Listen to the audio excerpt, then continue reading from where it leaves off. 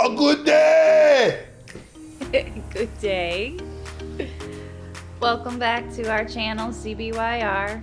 If you're new, thank you for joining us. And if you're old, then you're just old. Just kidding.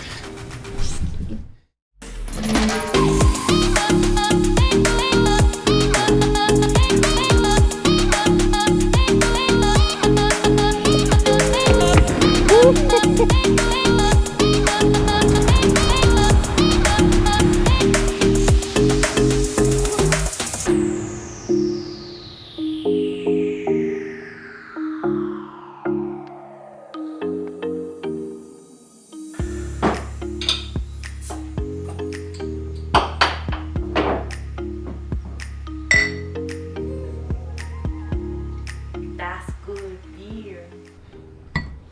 Alright, you guys, this is really bad because I know nothing about mountain bikes.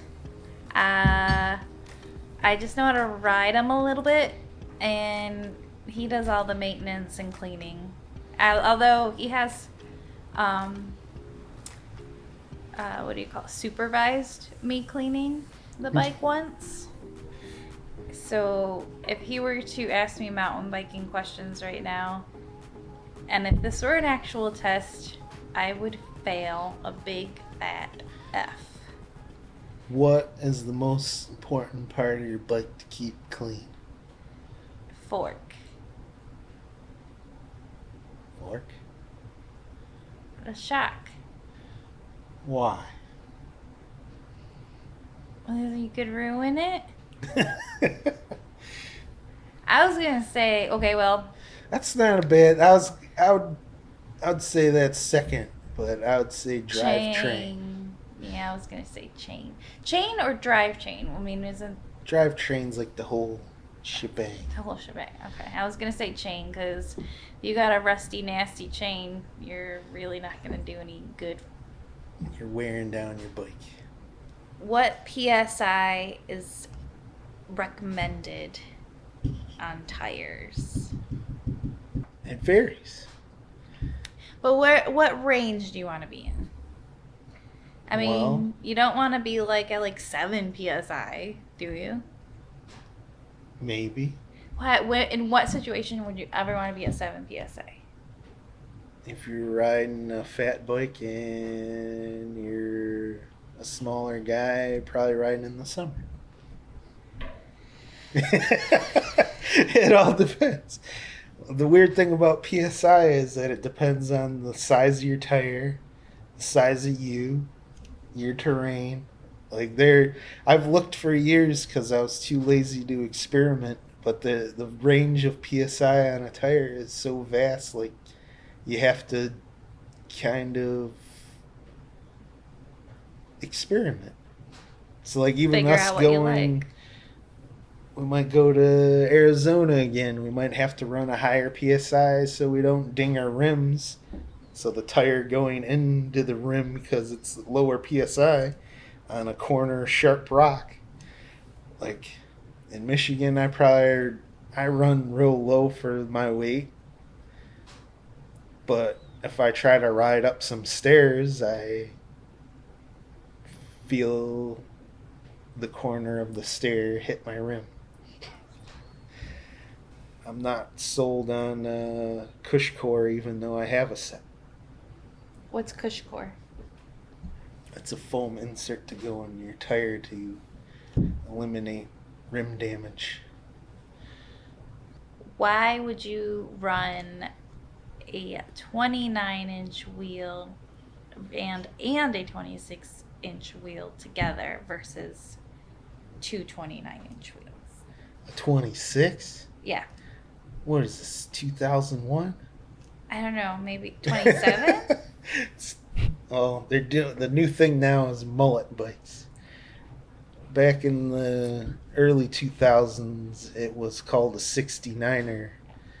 And it was either Gary Fisher or Trek that was doing it. I believe it was Trek. I guess they're one and the same company, but now it's called the mullet bike, and it's all the rage. The rage. It's the rage right now. It's just the cool thing to do? It's the cool thing to do. How do you even know about it? Because of you, I'm sure. You've talked about it, or heard about it, or watched a video about it from someone. The idea of it, I guess, is that you get the good rollover of a 29-inch wheel in the front, but the nimbleness of a 27.5. Like a 27.5 typically is a little more nimble than a 29-inch bike. Although the lines are kind of blurred now. 'Cause I feel like they're just nailing geometry so much right now that the 29-inch. But on the other hand, I never rode 29-inch until my newer bike because I was against it. I'd still be riding 26 right now if it wasn't for me saying, you know what, the industry's changed way too much. 26 is dead. Don't kill me for saying it. Well, nobody's really running 26 anymore except for people on downhill bikes, and that's even phasing out. You might have somebody like Jordan Boostmaster that's still riding 26s for people on YouTube at least.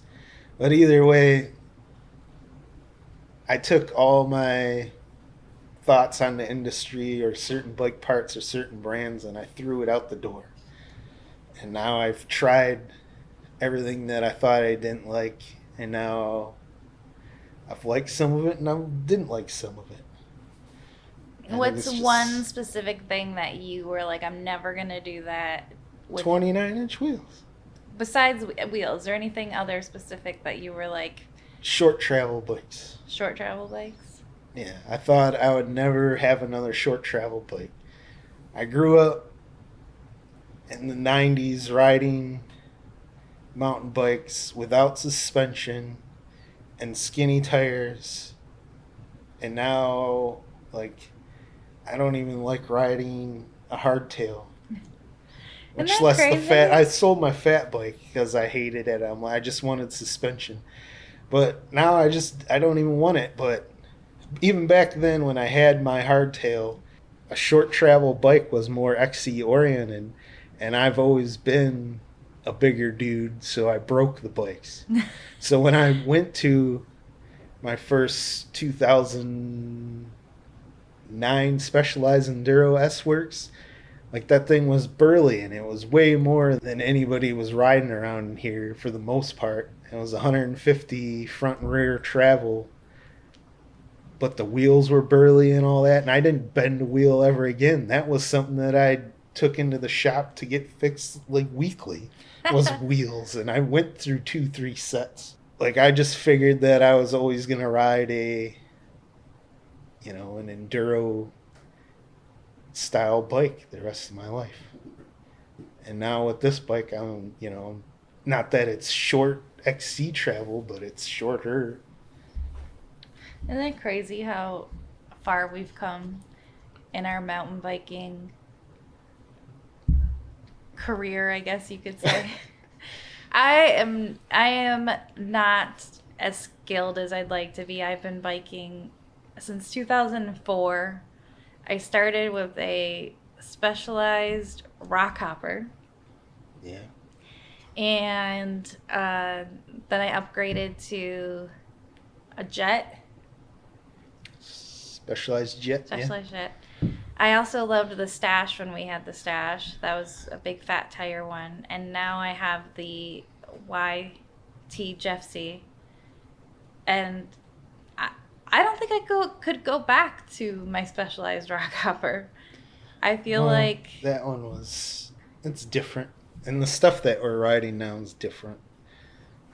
But I mean, I guess as your skills do progress, you do want to make those upgrades and changes to enhance your abilities, make it something different, feels different. So do you think your bike has increased your skill? Yes. Yeah? Yeah. So you because when I had, like, even my jet, I would be terrified to go over roots and logs and stuff, and now with the suspension that I have, learning that going over those things is just kind of a little bump, bloop. You just start to do it, and I feel like I'm getting faster. I feel like I'd still have some scaredy pants every now and again, but I do feel like as the years pass that I'm trying different things. I mean, I'm never gonna be like, I'm still rolling jumps, and I don't know if I'm ever gonna get to a point where I'm doing gap jumps. But I'm gonna do what I'm comfortable with and walk what I'm not comfortable with, or try something that I'm not comfortable with, get out of my comfort zone a little bit, as long as I don't hurt myself. Yeah. Oh. So, what you're saying is you think your book has given you the abilities to do what you've done. I feel like it's increased my confidence to do things that I've done. Not that it's... Do you think that I could still take you out if I got back on my 1995 GT backwards? Take me out how? Like, be faster than me?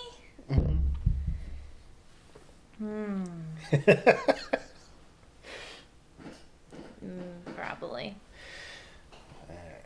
I was gonna say no, but then you would have asked me to a challenge. Pokey never did that race with me. No, he didn't. He jumped out this past year. It's true. He hasn't ridden in the past 2 years, I don't think. But either way, I think, just to play devil's advocate, I think people put too much on what they're riding. I don't think What it do you matters. mean? I think there's people out there riding bikes from the early 2000s that will take you. Oh, I know there is. They're faster. They're faster. They don't have all the cool stuff. It's, I guess the reason I say it, and there's a few other people that are saying it too, that, like, yeah, we're riding around on bikes that are thousands of dollars, but you don't need that. What you need to do is just go out and have fun. Like, I almost made a sign-off thing that was, bring what you got and ride it. Oh, I like it. I think you do need to sign off with that. Bring what you got and ride it. I think that's the way to go. Like, well, I mean, we're seeing that now with the current pandemic. We're going out and riding, and a lot of people have, dusted off their old mountain biking that's been sitting in their basement or their garage. Absolutely. Put in some new tubes or filled up the tires or whatever, changed a chain, and they're out there riding, the new trail at Stony, DTE, River Bends. People are getting into it. Kathy's first time at DT, we went out there, and we seen like a couple that sticks out in my head. There was a couple riding out there that were just on, like, around the neighborhood cruiser bikes. They're just out at DT. Like, yeah, they're, DT is very versatile. Yeah, you could go out there and ride however you want, really. But it's just funny to see that, and like, maybe we just put too much emphasis on what we're riding. I mean, I ride what I ride because now I can afford it and I like to play. I guess me too. I have the money to buy it, and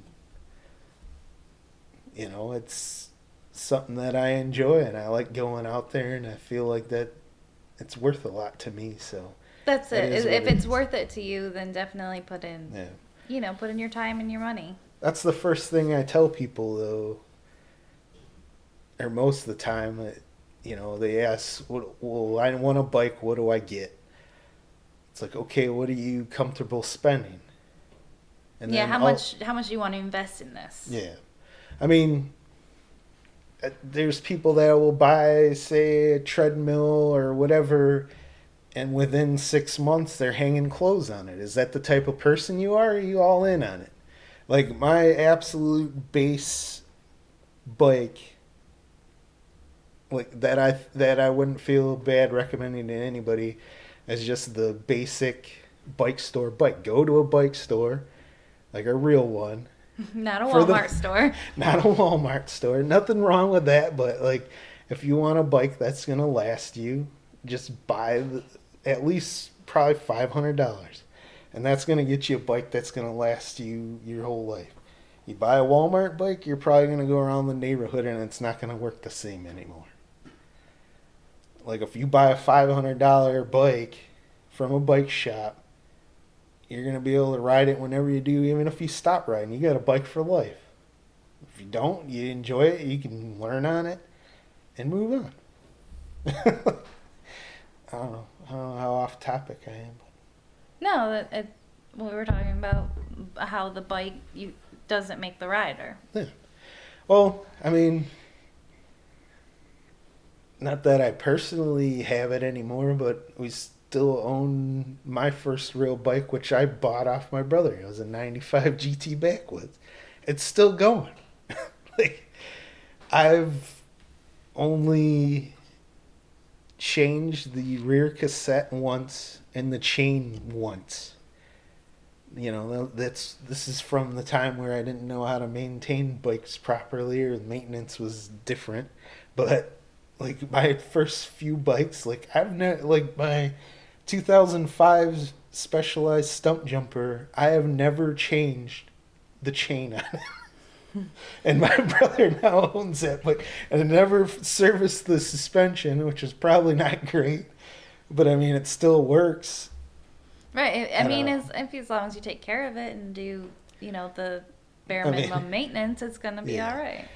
Yeah, I mean, I've religiously washed the bike and lubed the chain and all that, but the chain's obviously done.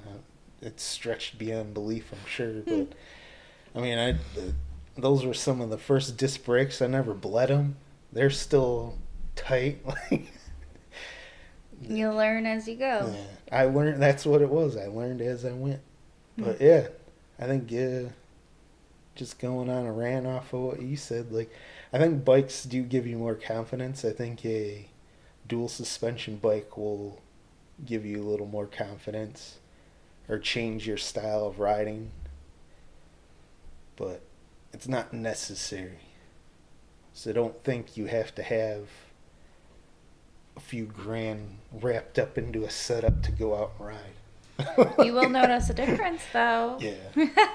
Well, that's we went down. We were at Boyne Mountain, and you'll see some videos with John Tan, and he rode the rental bike, and then he rode my bike, and he just kept commenting on what a big difference it was and how good it felt. And yeah, I mean, you do notice those changes from bike to bike, and if you do invest a little bit more, you're not going to regret it.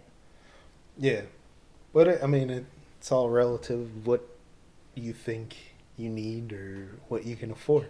I mean, that is true. But yeah, like even rental bikes, you can't place everything on that either unless you've got a very competent shop that's renting you that bike. Like, they might not set it up for you. Because I kept asking Brownie and John Tan, like, did they set up the suspension for you? Because that's going to make the world of difference. Like, John Tan and Kathy are about the same. They're not the same height, but they're the same weight. And I got that fork and rear suspension tuned, like, pretty well for Kathy. So for John Tan, he might be riding at a different angles because he's so tall on a small bike, but like that suspension and my maintenance is going to be way better than that rental bike that people are just bombing down that hill and destroying every day. So like he felt that, and it makes a difference. So like even renting a bike doesn't tell the whole story. All right, let's move away from a bike question and let's move on to a trail question. So, we have ridden quite a few trails in the Michigan area. I can confidently say that I have rode more trails in state now than I have out of state. I think Which was not the case for a while. for a while I actually rode more trails out of state than I did in my own home state of Michigan, but now with this past year, and I think we rode a different trail every day while we were camping. And so we got to explore some newer trails, some manufactured built trails, including DTE, Stony Creek. So I just want to know, with these new trails that are being built, as fun as they are, what do you think is missing, or if anything, and what do you like the most? Well, I want to hear what the people have to say in the comments. What do I think is missing is, I don't know, there's something more raw about a hand-cut trail, I think. Versus a machine cut? Yeah, machine-cut trails are very smooth. They feel very manufactured for the most part. Like, you get these big berms and all that, and you're not getting... I mean, not that you don't get that on a hand-cut trail, but it's not as... You know, a berm takes a lot to do with a shovel. Right. So, you know, when the machine's out there doing it, they can make a nice berm fast. But when somebody's hand digging it, you know, there's going to be a berm where a berm needs to be, because it needs to be there, not just because it's a berm to be a berm. So like they're testing out their trail, and they're coming around a corner, and you know, as a trail builder, they're like, okay, this could be a really nice berm right here, and so they build it up that way. Yeah. Whereas when you're on a machine cut trail, they throw a berm in there on an uphill, and you're like, what? Yeah, well, I mean, we've run across that. We have run across that quite a bit. But I don't know. There's some people that just don't like rocks and roots and all that, but I think that's Which is charactered fine. for a trail. And Not they don't, personal. they don't have to be on all the trails either. And it goes by, you know, the green, blue, black diamond, you know, scale. That if you don't want the technical stuff, then you stay off the black diamond. Yeah. The other thing that I kind of you've commented before, and I kind of wanted to bring it up, was when we were in Florida, they don't have the elevation, but they did something awesome with what they had. Yeah, if you haven't ridden Florida, go there. It's like when I told people that don't really, you know, they're not so immersed in the scene of mountain biking, they're like, why are you going to Florida? Like swamps, sand, like heat, swamps, sand, like flatland. Like, why are you going there specifically for mountain biking? It's like, well, to be honest, like those are some of the most unique trails I've ever ridden. I haven't been to that many states, but on the other hand, like I've been around. I've definitely been all over Michigan. You know, I've ridden in a little bit in Hawaii. I've ridden in Colorado, Arizona, North Carolina, North Carolina, South Carolina. Yeah, like I've been here and there, and Florida has to be some of the most unique trails I've ever ridden. They were beautiful. They were in the middle of the swamp, but they were absolutely breathtaking. Even if you weren't biking there, just to be in those parks, Yeah, was the most It's amazing scenery. it was just different. There's something different about it, but yeah, I mean, it's if you follow a lot of the other mountain biking YouTubers, like it's not a huge secret anymore, Florida, but just the things that are out there, like the builders are so creative that I felt like I was on my toes the entire time, and it was just insane what they had put into it. Well, Or it and just- that's what he said. Like, there's so much that we have to work with here in Michigan, and we are not trail builders. I mean, if we had free time, I'm sure we would be out there helping, but there's so much we could do with what we have.